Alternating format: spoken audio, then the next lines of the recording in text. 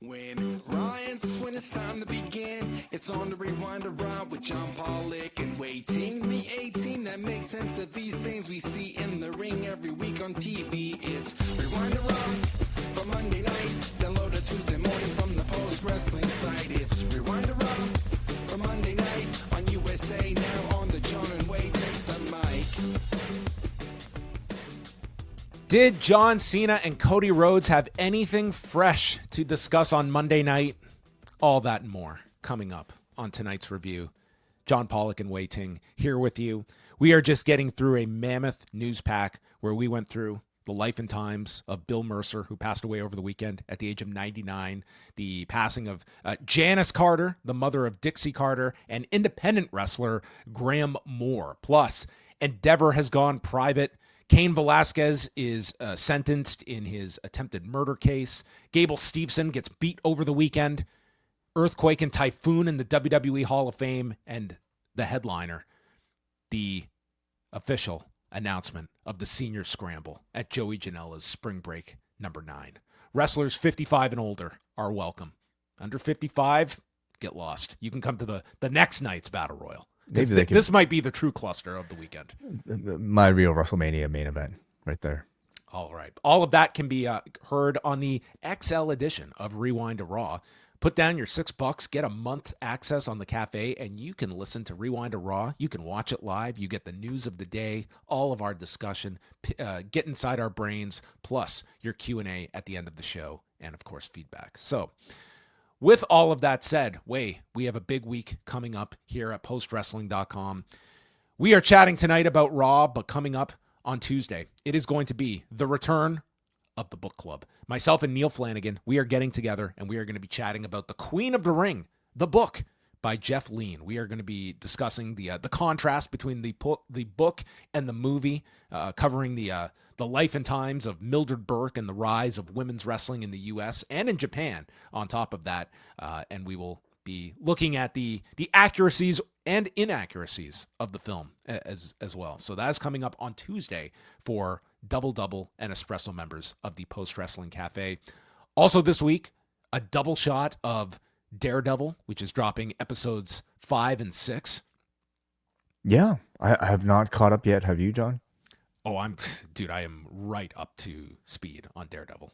Wow. And what are your thoughts so far on the series? I've been enjoying it quite a lot. The dichotomy of Matt Murdock and Wilson Fisk has been really entertaining, where these two men, are they mirroring one another? Are they living parallel lives? Or are they who they have always been deep down? And we're getting the ascension and the descension of both.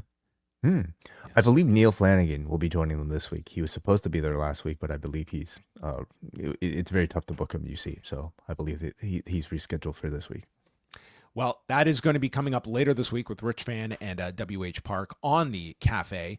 Also dropping later this week, another doc review we have is going to be this new Luna Vachon documentary that is entitled Lunatic. It's premiering this weekend at in Toronto at the Scotiabank Theatre, and Karen Peterson and Kate from Montreal, our resident movie/documentary reviewers, have had a chance to see an advanced screening of this documentary. They're going to be chatting about it, and Karen will be bringing you an interview that will be free for everybody with director Kate Kroll on the whole process of putting this documentary together on the late Luna Vachon. So a lot of great stuff coming up this week. As always, you can go to postwrestling.com for the full list of shows. We've got plenty of free stuff coming your way. And you want to jump up, you want to get the truly elite material, postwrestlingcafe.com, where we have Rewind Away dropping every other week, including a recent review of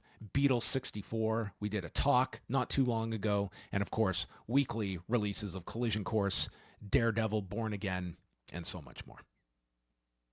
All right. How was that? Excellent. As always. I did that off the top of my head. You're the best. That's why I got I sometimes need that graphic from Way.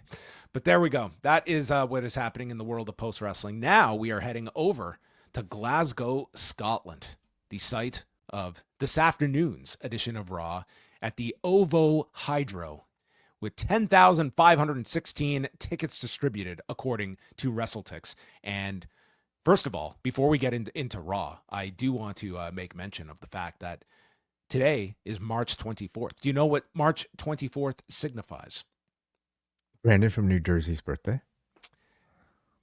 It is the birthday of not just Christopher Daniels, not just The Undertaker, not just Barry Horowitz, not just Toronto Mayor Olivia Chow, but most importantly, Brandon from New Jersey.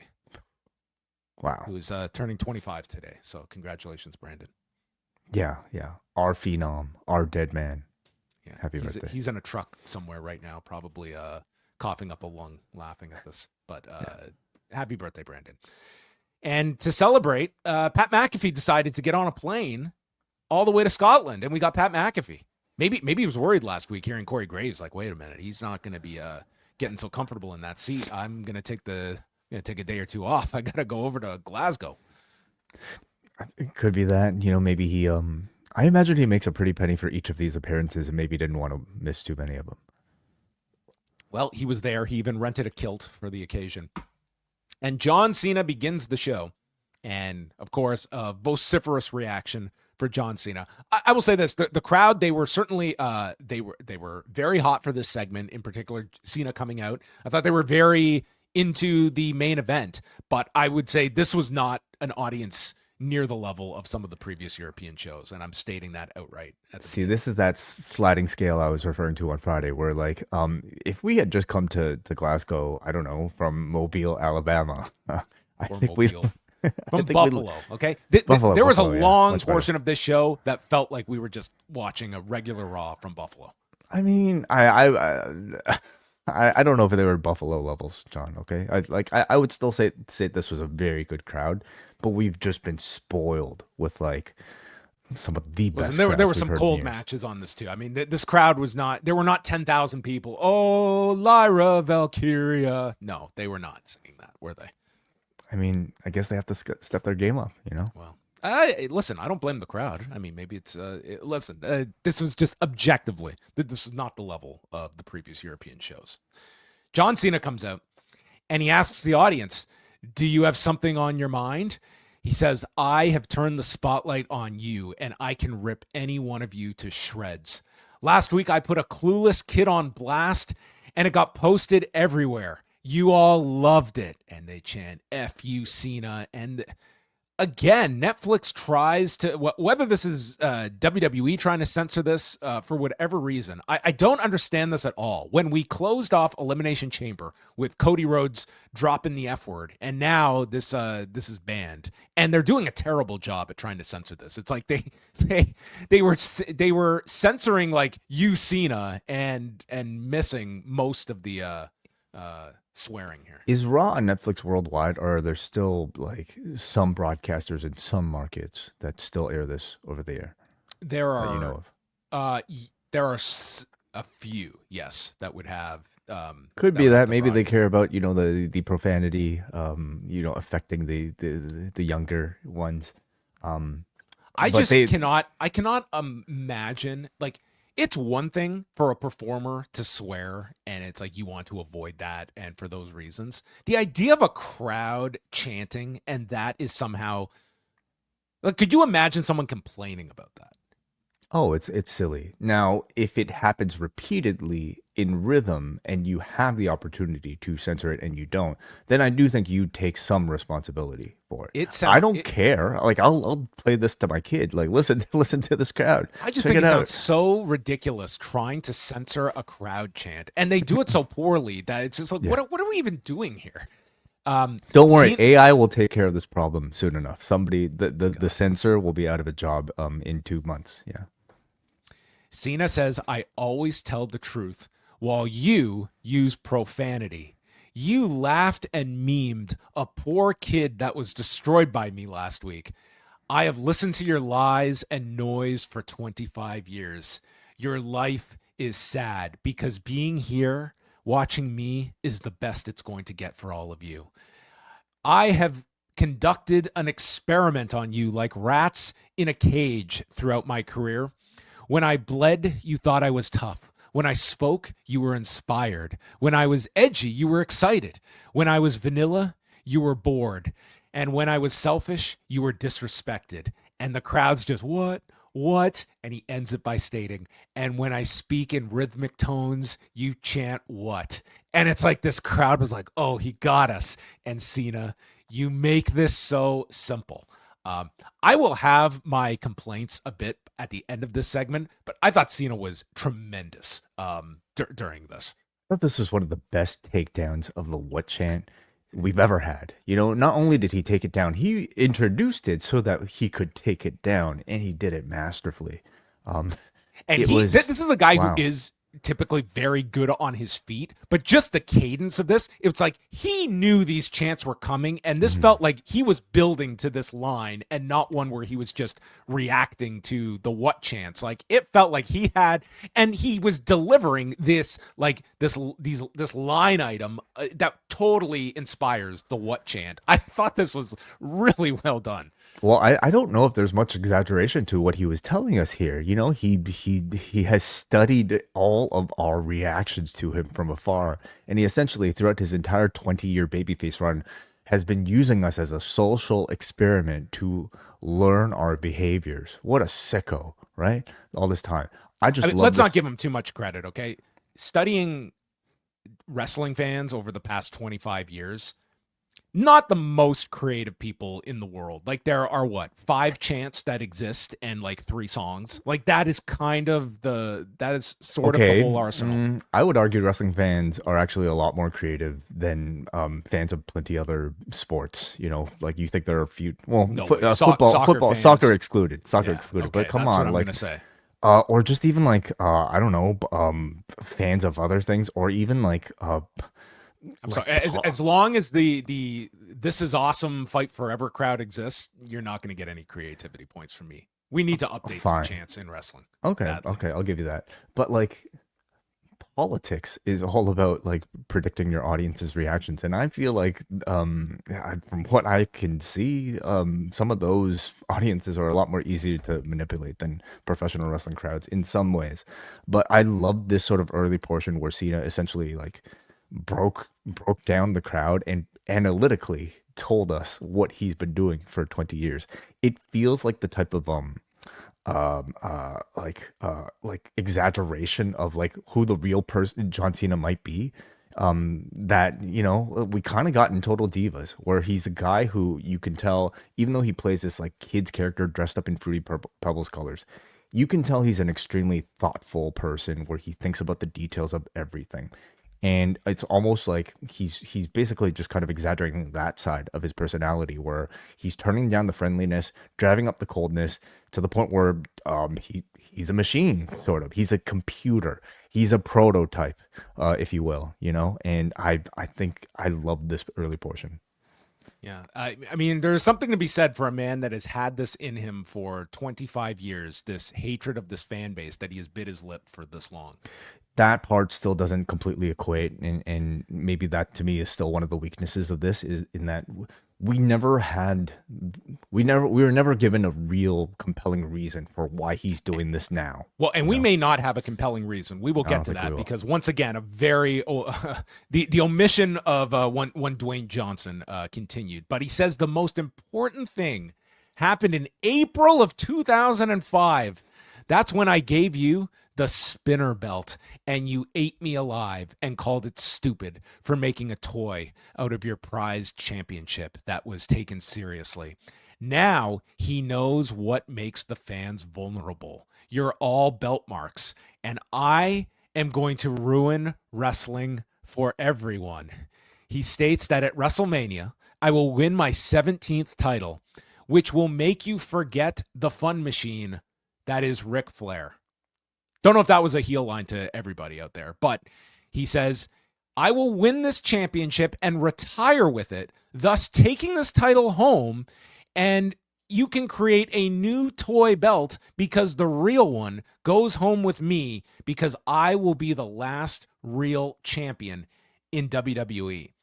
So what he is saying is he is going to take this championship away from the people. This love that this fan base has for the prestigious championship, And it invites the opportunity that they might have to create a second world championship way. And No, then I can't live. I can't live if that they would break be crazy. the lineage of this the pristine professional wrestling championship title. I can't. Yes. No. So, okay, we will get to the Cody portion here, but the first half of this, again, I thought Cena's performance here was tremendous. I thought it was actually better than even last week. Like, I thought the performance side of it was great.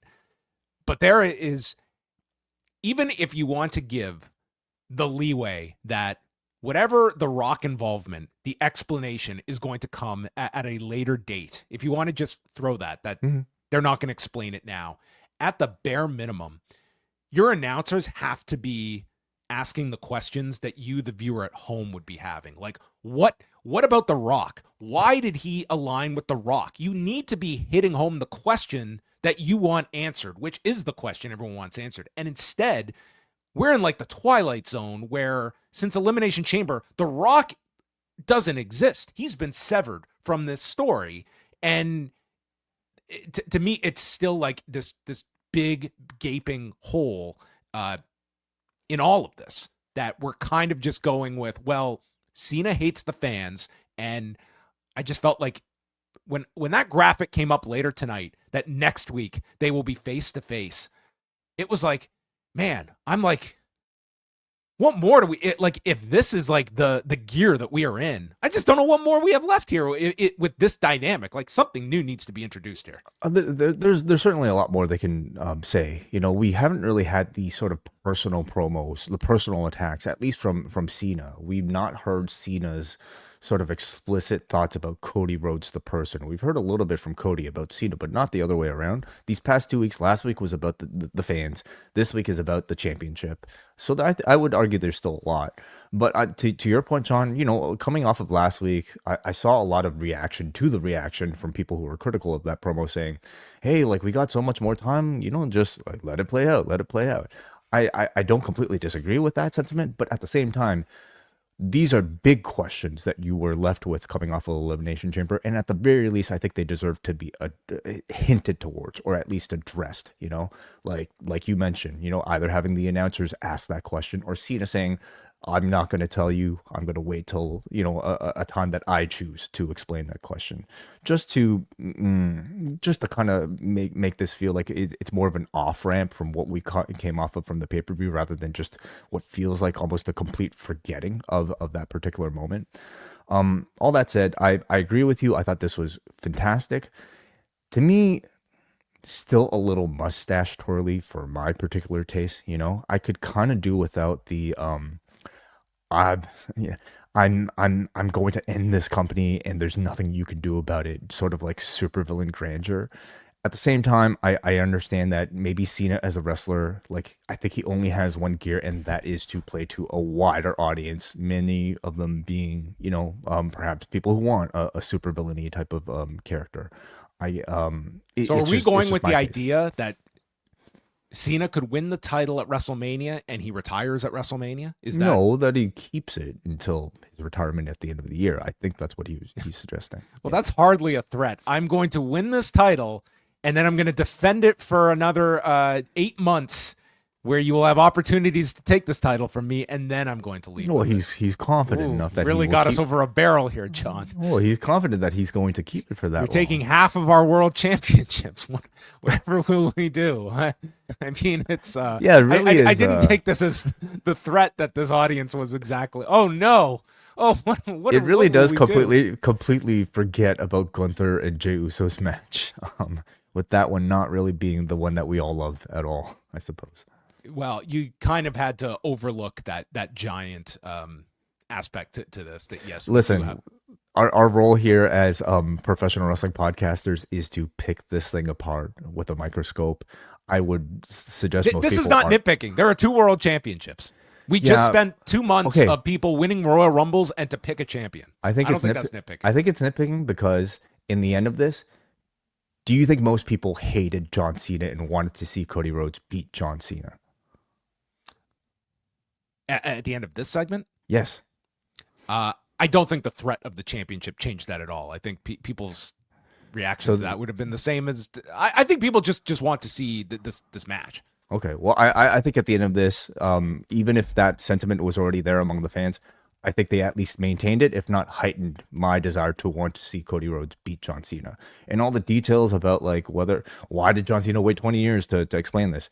Most people aren't thinking about that. And all we really have to ask is, do I hate John Cena more after this? And at the very least, I would say yes. Well, I think the Spinner Championship is coming back, and they're going to be selling those at a ridiculous rate. That's what he should do. Win the championship. All these hypocrites in the crowd that he's going to call out and shame for buying these championships. So he mentioned Flair. Do you think we see Flair at any point? Before Mania, even? I would say yes. I think we do. Yeah. Cody comes out. The crowd goes wild for him. They're singing for Cody and says, "You have to take the belt from me first." And says, this was weird because last week he was talking about how, this is not the John Cena that better show up for WrestleMania. I need the old John Cena because I'm going to run through this version. And he just totally backtracked this. He's like, no, I maybe underestimated this new version of John Cena.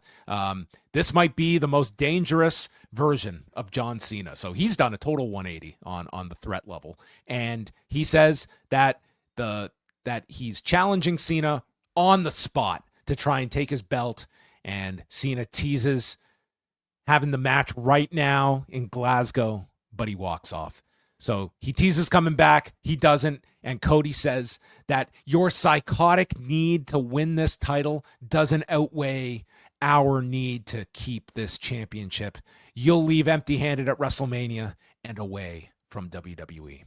Mm-hmm. So, yeah, Cody, for these 2 weeks, like his role really is to just, Cena's the one who kind of we're all here for. We're still like very much enamored by this heel John Cena. Cody just has to react and not be swallowed by, I think, our very, I think still large attraction to this heel John Cena. And Cody, I think, is doing a great job of that. He's doing a great job of still feeling like the main character in all of this, despite this sort of shiny new toy we're all completely like interested in.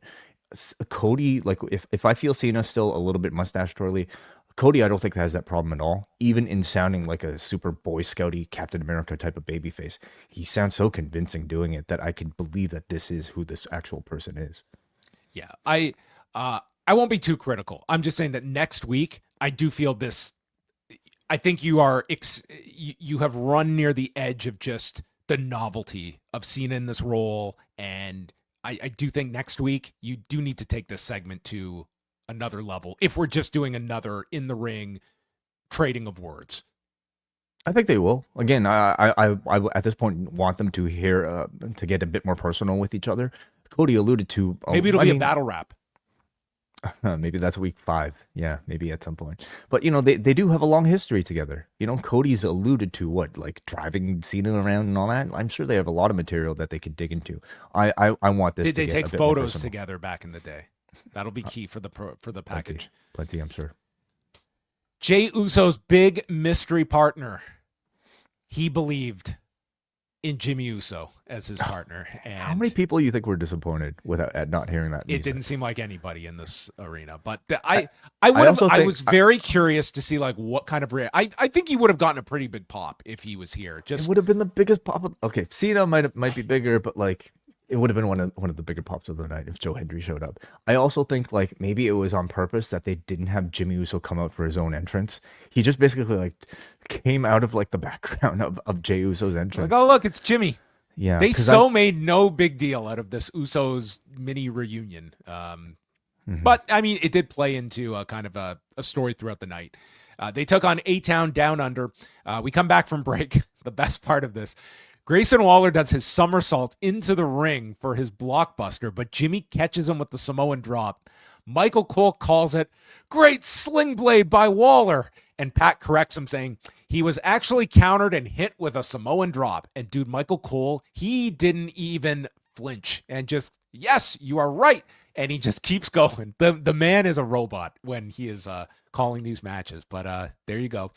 Jay comes in, super kicks both. They hit the alley-oos, and then Waller knocks Jimmy off balance. Jimmy then presses Waller in the air for a spear, and they hit the 1D, pinning Austin Theory. And You know, Theory and Waller, they are the doormats in this lead up to WrestleMania, and doing that job as satisfactory as possible. And the Usos win, but then Gunther shows up, knocking Jimmy off the turnbuckle. Jey goes to attack him, and then as he sets up for the spear, he slips out of the corner, giving Gunther the advantage, elbowing him, and then gets chased off by Jimmy. And this is supposed to convey that Jey's confidence is shaken going into WrestleMania. He can't even get off his back foot for the spear. Yeah. He slipped. He's botching. He's botching moves. A bunch, yeah. He's under a lot of pressure. I feel like in wrestling, it still feels rare to see like an intentional botch, like a worked botch. And I thought it was effectively done, for the sake of this particular story of Jey Uso not having his confidence there. If you want to visually show a pro wrestler not having his entire confidence with him, you have him botch a move, right? I guess. And I thought it was effective overall, that spot in particular. Do you think Liam Lawson's going through the same type of thing as Jey?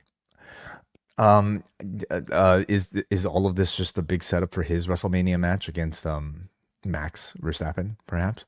If his WrestleMania is called Formula 3, maybe. Oh, interesting. Yeah. I thought the tag match was a welcome variation on like this pretty endless run of like singles matches for Jey Uso, having a little bit of like sort of I guess specialness attached to an Usos reunion was helpful, but more so because it allowed the bigger story with or the bigger scene with Jey Uso and Jimmy Uso afterwards. Judgment Day is in the back, and Liv kind of makes fun of Finn Balor losing last week and how he blames others and encourages Dominic to continue recruiting Penta despite Balor not wanting him in the group.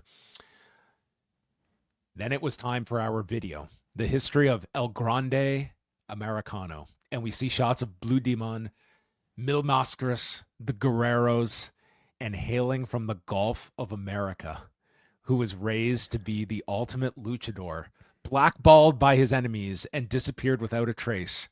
He has now returned. And wait, when I saw this map of the Gulf of America and the magnification of American Made, did we not call this? You certainly did. Yeah, it certainly raised some eyebrows, and like I didn't expect them to like because Gulf of this America, is honestly like the most political thing they have done. Yeah, like in forever since like Make Darren Young Great Again. Like that's yeah. You're right. And I would say things are even way more charged now than they were back then, with these sort of things. But yeah, this is akin to, I guess, I don't know, like making fun of Canada being the 51st state, which, to other people outside of the country might seem kind of harmless. But if you're in the country, it's actually very sensitive, at this point. And I have to imagine maybe to some people, just even the term Gulf of America might inspire those similar feelings. So I didn't expect them to go there because they've only hinted towards, well, they've not even been explicit about like any sort of political leanings. Like they've only kind of left that to interpretation. This felt pretty provocative, explicitly. So Pierce meets with Rey Mysterio and Dragon Lee and says that El Grande Americano is the newest member of the Raw roster. And Rey explains to Pierce, that's Chad Gable. And Gable walks in denying it's him. So Pierce has signed this guy. Pierce is of the belief this is two separate people? He must have a separate contract, right? That's kind of weird. So how so? I mean, let's think about this, okay? You think are you paying Chad Gable two salaries right now if you're Adam Pierce? That's what I'm asking. I guess that is a good, because Pierce kind of feels like an idiot here, that he's not in on what everyone else is in on. Maybe the answer is yes. At the same time, you think he's seen Dragon Lee under his mask? Well, we all did later. But we haven't seen his face. And I doubt Adam Pierce has. Could Dragon Lee be also, I don't know, Cruz del Toro at the same time? We don't know that for sure. Well, they've had matches together, but other than that, yes. Gable has a doctor's note. He's sick, and instead, Dragon Lee will now face El Grande Americano. And as the segment ends, because Gable is coughing, Michael Cole says that he should be wearing a mask. but not a lucha one, which, given this new political direction, I'm imagining he's anti-mask. Yes. Now that we've gone there with Gulf of America, can you imagine the incredible I'm going to go crazy possibilities? now with this, okay? So Oh, yeah. Now that I've been given the green light, okay? Yes, Some people thought I was being crazy here. It's like, oh, why do you have to insert politics into everything? It's like, you know what? They've co-signed. They've gone this way. So just wait till what Brutus is going to be in no time. Maybe they're going to have a group chat talking about their enemies, and they're accidentally going to have Rey Mysterio in the group chat as they're going over their plan of attack on the LWO. Does WWE have a South American signed in any of their NIL ID performance center systems that we can bring up immediately? I think they have every nationality accounted for in great system. Lyra Valkyria took on Raquel Rodriguez for the Intercontinental title. This match had almost no heat. Lyra comes off the top and gets drilled with a big boot, and Lyra can't lift her up for the Nightwing, and then drop kicks Liv on the floor, counters a Tejana bomb into a roll-up for the cover, pinning Raquel in 8 minutes and 23 seconds. Liv and Raquel beat down on Lyra when Bayley comes out. Bayley got the best reaction of anyone here. This woke up the crowd. Lyra prevents a Tejana bomb on Bayley, clears the ring as they are singing for Bayley, and this feels like our makeshift team that are probably going to be the title challenges for Liv and Raquel. Okay. I actually thought this was like one of Lyra's more successful outings here. I thought it was a good match against a larger opponent, where she prevailed even with a 2-on-1 handicap, and I thought the crowd actually responded better than usual to her presence. I kind of saw here at the end it was Bayley lifting the belt to hand to Lyra, and I don't think they ever do that unintentionally. So they could be going for the championships first. Yeah, that would in fact make a lot of sense. But I think the ultimate destination is a 1-on-1 match with these two. Yeah, I don't know if we're going to get 2 matches out of these combinations for WrestleMania. We will see. But yeah, there was this acknowledgement. This could also be more of a post-Mania thing that you do as well between these two. But you could throw this onto the show, I guess. We will see. But Raquel and Liv have to have some not significant, but some kind of presence at Mania. And there are no opponents for them. So that's why I lean towards these two because of process of elimination. The Usos are hanging out in a stairwell. Jimmy says, Jey, you're in your head. What's with you? Tonight you had the kill shot and you slipped. You're not going to win at WrestleMania like that. Jey says, I know. I'm reminded every week. And he mistakenly said, I'm 3-0 against Gunther, which Michael Cole later corrected him. He is 0-3 against Gunther. Jimmy says, you can't beat him. Not this Jey, but the right-hand man, the one who won the Royal Rumble, that Jey can. And he gives him a pep talk. And then Jimmy goes around the corner. I'm convinced Jimmy's new powers, he can see through walls, because there is Gunther just randomly in this hallway of all places in this building.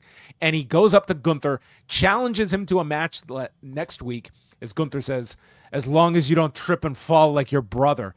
And Jimmy winds back, gives him the Stephanie McMahon slap. And Gunther just smiles at this. I thought Gunther was just going to throw this man through a wall and depose him outside. Wait till next week. Next week he's getting killed, but he let him live this week. So that will happen next week in London. I thought Jimmy was really excellent here in the supporting role. I don't think he'll be having a proper match at WrestleMania, but if his role is to essentially like be the second to Jey Uso until he faces Gunther, I think that's a perfectly good and capable role for him. Of the two, he might even be a stronger actor, but they're both very good right now, and they both at this point, Jimmy and Jey, have very distinct voices, and I would say pretty distinct characters too. So Jimmy, like when he's on his own, it's just not working, but when he's paired with certainly Jey paired with Roman even, that's when I think he's been able to shine the most. Adam Pearce is in the ring and he's holding up the contract. So this is our post-contract signing for this. Yeah. If the women had not interrupted him, I didn't exactly know what the purpose of this segment was going to be. You've signed the contract. Adam Pearce said right off the bat, Rhea's signature is not official. The match is a singles match. So, but he does mention that Rhea does get a rematch which he has been trying to nail down for weeks. Which is news to us, right? Like, have we heard about that at all? No, this is the first mention that that Rhea is getting a rematch. Yeah, and that he's been working on it for weeks. Yeah. Like, why would Rhea go through? What is all there of to this? work out? When to wrestle the match, when to do the match. But like, why would Rhea go through all of this, like, hijacking the contract signing when she already had a rematch? She later said in this segment, "I don't care about WrestleMania. I just want my title match." Yet last week, we are under the impression that she stormed this segment to sign a contract for a title match she had already been offered by Adam Pearce. Yeah. Okay, so none of this makes sense, just so we're all on the same page. Io comes out at first saying, "I'll face both women at WrestleMania." Belair comes out. She does not like that idea because I won Elimination Chamber, and I'm not going to let Rhea headbutt her way into this match. She didn't earn it. So who would you guess comes out next? It's Rhea Ripley, who says, and I quote, "I don't give a damn about WrestleMania," and says she just wants her rematch. Belair tells her to wait until after WrestleMania. So Io's standing between them and once again gets pie-faced, this time by Rhea. And Pierce announces that Ripley will get her rematch next week with Io, and the winner will face Bianca Belair. So then we got, and I am not kidding, the most choreographed brawl of just the most, like, this was like a gymnastics routine with these three. And all I hope is that the three-way at WrestleMania is a little more natural looking than some of these sequences and transitions look between them. But the end sees Belair grabbing the belt after sending them to the floor. And what else do you do in the ring when it's WrestleMania season? What show is this going to be at again? And she pointed and reminded us. And later, we would get the announcement, or the Belair is informed she will be the special referee for this match at Raw next week in London. I think these segments have benefited greatly from these very strong crowds in Europe, because they're stars. I would say all three of them, in at least in comparison to the greater, like, women's division. I think they all booed Belair as well. Like, they have shifted her into the heel role, and they all, like, the audience is super into Rhea, and they really like Io, and they've realized Belair is the heel in this, and they are clearly, like, they are aiming for that reaction. They treated these three and these segments with, like, star reactions. But I think the creative has been pretty bad, honestly. Like, you think the sort of brawl, it was choreographed. I think every interaction these guys have had has been too, like, generic, and oh man, the shoving of Io. Like, the first week I was like, okay, like, it's kind of novel that they're able to garner this sort of babyface reaction for Io without her saying anything. But it just feels like we've done it now, like, what, 3 weeks in a row? Just this, like, procession of, like, people coming in after the other, like, to interrupt them. I'm pretty done with it by this point. So it's a lot of work to try to justify the three-way. And this is, again, part of the reason why I really don't like three-ways for WrestleMania, because it does not at all feel like the culmination of a grudge. It feels like we're still trying to justify the fact that this match should take place, really. I would say one very clear aspect I see, and this also extended to the Vince McMahon era, but one that, it's been 3 weeks since Elimination Chamber, and we still have almost 4 weeks until WrestleMania. And yes, you've got Cody and Cena on top, and I think that has a lot of people's interest. A lot of these other programs, like, I cannot say I am, like, sinking my teeth into another 4 weeks of television. For, like, some of these, I'm like, I literally don't know what they are going to do with Charlotte and Tiffany for another 4 weeks. Gunther and Jay might be another one where they really feel like they're treading water, but I think we can hope that they've been saving the best material for these final 3 weeks, and that what we've just been watching has been them just deliberately just kind of dragging it along. If that's the case, great. But I am not convinced that this company, that more time is a benefit for them when it comes to building even the biggest show of the year. That I think they're very entrenched in, like, these 4 week builds, and And I mean, we're just at the 4-week mark now until the big show. The Rumble to Mania gap was a lot easier to work with like 30 years ago, wasn't it? And I would not say this was an issue as much last year. Like, it felt like they had a lot more strength up and down, like a lot of the key stories that were going into Mania. Not all of them, but we move on. Dominic approaches Penta, offering him a spot in the Judgment Day, asking him just to think about it in advance of his IC title match later tonight.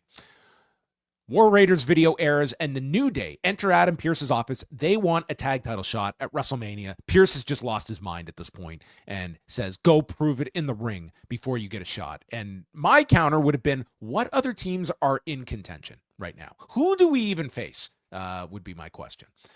And I guess Theory and Waller just lost. They're not even really Raw guys, though. Yeah. Wait, they are now. Never mind. Maybe I guess the LWO. That's your competition at this juncture. Dragon Lee against El Grande Americano. The crowd just sings Olay, and Gable is doing all of his mannerisms. There's a tope suicida by Dragon Lee, and then an inverted gory special that Lee turns into a victory roll. Lee hit a double foot stomp, going to the floor, sending both down, and then gets caught with this huge belly-to-belly that sends him into the corner.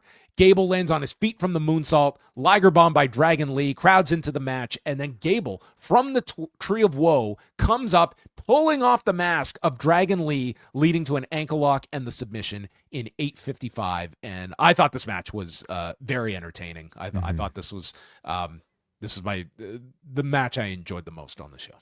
Great match. I think a very strong finish that just works so well with this particular storyline and gimmick. This is sort of like a classic gimmick that several other people have done, but I don't know if the match has ever been like this strong. So I thought it all worked really well here. I would like to see some more kind of like lucha offense from Gable, because you figure like he can pull off a lot of this stuff. But what's the joke there? Like, should he be able to pull off lucha moves? Well, what did he do on this trip? What did he pay for? He got a mask. That doesn't. Yeah, that shouldn't actually make him a good so he shouldn't be able to do any lucha. He should do the moves poorly. Like, he should attempt like a La Mystica, but have it end up horribly wrong. Yeah. You know, that would be great. Yeah. There was a preview of Stephanie's Places with CM Punk and him coming back to WWE and ruining the McMahon's Thanksgiving. Punk comes out. He is in the ring. He's not in a good mood because he's jet lagged and he has not slept because of his road to WrestleMania, and says, apparently I have a match, but I'm not getting what I want. Or am I? It's like, what the hell does that mean? He says, I was supposed to win the Royal Rumble. Well, it means he's hinting at the favor. Don't you think? Well, what's the favor? So again, he made mention of just because of the fact that he's lost the Rumble, just because he's lost the Elimination Chamber does not completely prevent him from gaining what he's truly after. So my thought would be that the favor is Heyman can get him a title match before WrestleMania. Would that not be, that would get him his main event? I guess what title are we talking about? What he has to win a world title. Well, which ones are left? Well, contrary to our first segment, there are two. Well, who could he challenge? I don't think that's what's his point here? He wants to headline WrestleMania. Is that not what his WrestleMania is about? Yeah. His point is that what did he say? I don't even remember. He has a match at WrestleMania, but it's not necessarily what he wants. Hinting at the fact that he's got a match, but it's not necessarily the main event. But he might have, even though it probably is. Well, we shall see. Like, this is a much bigger match than Jey Uso and Gunther, to be fair. Agreed. And the fact that like Punk is even introducing this tells me that this is very likely to main event WrestleMania, and somehow it'll tie into the favor. He was supposed to win the Royal Rumble, then he was supposed to win the Elimination Chamber. But because the more things change, the more things stay the same. I work with children. Yeah. And how do you feel about that? Like, there was a time where like I think any mention of this very sensitive topic was going to draw controversy and even like a question of taste, you know. But have we passed this enough to the point where it's fair game to throw these sort of things out there? I have no. I think either side go for it. I mean, the other. Yeah, I mean, it's AEW fine. ran security footage, so I think That's whatever. right. My counter will be though that there will be a time when CM Punk is going to be at one of these press conference or he's going to be in an interview someone, and they're going to want to ask about this stuff. CM Punk is not allowed to whine and say, "Oh, I don't want to talk about that," or "Stop bringing up. I don't want to talk about the past." No, when you use this for your advantage, you also invite it to then. You can't just dismiss. I don't want to talk about the past, or I don't want to talk about negative things from AEW. It's fair game. Like you can't say that this is this horrible thing that cannot be addressed. When it's a cute line that I can throw in there. That quite honestly, I wonder if this line even like lands for the vast majority. I'm sure a good amount of people know the reference. Internet, yeah. Mm-hmm. But even if it doesn't, it still is. Like you wouldn't be questioning what it means. It's like it's just it worked for me. It caught my attention. I think it caught most people listening to this their attention. And the heavyweight of being a little piss baby is Seth Rollins. Piss baby. And he screwed him at Elimination Chamber. He says it's just business for me while it's personal for the other two. Rollins has cried ever since I came back here that I put a shadow over him. And Reigns knows that his wise man is not just his wise man. And he's taking it a bit personal too. So this Friday on SmackDown, we're having a good old-fashioned contract signing. And the crowd boos. And Punk, why are you booing? What? You wanted that here tonight? Imagine booing that you're not getting a contract signing. No! I mean, perhaps they were more so booing the fact that they weren't going to see the other two people in this entire feud. We wanted to see the brawl and three men pointing at timed intervals. Why don't we get that? So Punk says, what? You want them to be here tonight? Me too. And he says, I'm going to read the fine print. And if it gets me closer to what I want, then he will sign. But he then thanks his friends here in Glasgow, meaning let's not end this segment on a downer. Neither of Reigns or Rollins have ever defeated me without the other one's help. And I brought you two into this business, and I will take you both out of it. Mm-hmm. I'm a little surprised they haven't made a bigger deal out of like Punk's, Punk being the one to introduce the Shield, and maybe in the next few weeks they will. Maybe they might not have the rights to air that audio where he explained that. Oh, right. But didn't he do it? He did it on screen, like in storyline too. Yes, you're right. With the Survivor Series introduction, it was kind of that version too. Yes. Yeah. So Punk was put in the unfortunate task of being on a show where he essentially had to come out here to tee up the Friday segment, which is the real segment of the week. And everyone has had to do this almost every week, except Roman. Except Roman. You're right. Yeah. Well, Heyman had to do the Roman segment that Roman is coming, and Seth had to do it last week that he's going to SmackDown. Yeah. And every week they get upset that the big segment or the big star is going to be on Friday. So again, unless there's a dictator standing in the way of the border, you can just buy airfare and go to London. You cheap fans. Yeah. Is Mussolini going to stop anybody for this one? But I'll say unlike World Seth last Wrestling week, elitists. Unlike Seth last week, I thought Punk actually did really well with what little he was given here. I think he has the absolute sort of talent to be able to take a promo that ultimately doesn't have that much substance attached to it, but somehow is able to make it something worth listening to, and he does that purely off of that incredible delivery. He's so clear about his points. He's so smooth in the way he just flows from one sentence to another. There are words that just kind of make you pay attention. So to me, that it was a joy just to kind of listen to the promo on its own. Logan Paul sent in a video or posted on Instagram that it was unforgivable what AJ Styles did to him at the Garden. He will be calling him out next Monday in London and also next week in London. So they're doing SmackDown and Raw at the O2 Arena coming up. And then they're back to the U.S. Gunther against Jimmy Uso. Io Sky versus Rhea Ripley with Belair as the referee. Cody Rhodes, John Cena, face to face. Mm-hmm. Face to heel, I guess. That is correct, yes. Kathy asks Bron Breakker. There were also a lot of plugs for Stephanie McCur's two title defenses tomorrow. Yes. They made a big point of pointing that out, yeah. Kathy Kelly interviewed Braun about the potential of Judgment Day helping Penta And Bron responded, "That's his business. I'm going to retain because the dogs are barking in Glasgow." Yeah, this man is incredibly over. Whatever they're doing with him is working, but he does not necessarily have the same gift of a CM Punk where he could take something without No, much substance. this was and not a make joy me- for you to just watch. Oh.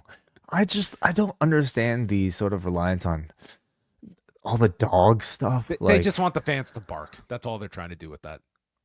Okay, yeah, I And guess most of so. them do, to be honest. Like the fans like barking, especially when Guess they're so, drunk by man. the third hour. Yeah, I guess so. Bron Breakker and Penta is the main event. Dominic and Carlito come out. They're trading strikes. Crowd, I thought they like really got into this. Penta lands a backstabber. Mexican Destroyer gets blocked by Braun, who turns into a gutbuster. And then he hits the Mexican Destroyer, and Braun kicks out at 2. So Braun hits the Breakensteiner for 2. The straps come down, but Dominic distracts as Carlito gets into the ring, speared by Braun. And then Dom just runs in, chop blocks the knee of Braun, and the DQ is called. After 11:24, Braun gets to his feet when Finn Balor appears and attacks Braun with a chair. And he's holding it in the direction of Dom, but instead of striking Dom, he hands the chair over to Dom, who uses it. Then Dom hands it to Penta, and we've got Penta. What should I do? And then he tosses it to Dominic. He catches it, and Van Daminator right to Dominic. And then they jump Penta, and Balor continues with chair shots, coup de grace on Penta, and he helps Dom to his feet, unlike Dax Harwood last week. And the Judgment Day are on the same page, we are told. And that's how the show ended. And if you were in Glasgow, you got a dark match of Cody, CM Punk, and Ray beating the Judgment Day after the show went off the air. So that's a nice bonus that you got for sitting through 2.5 hours here.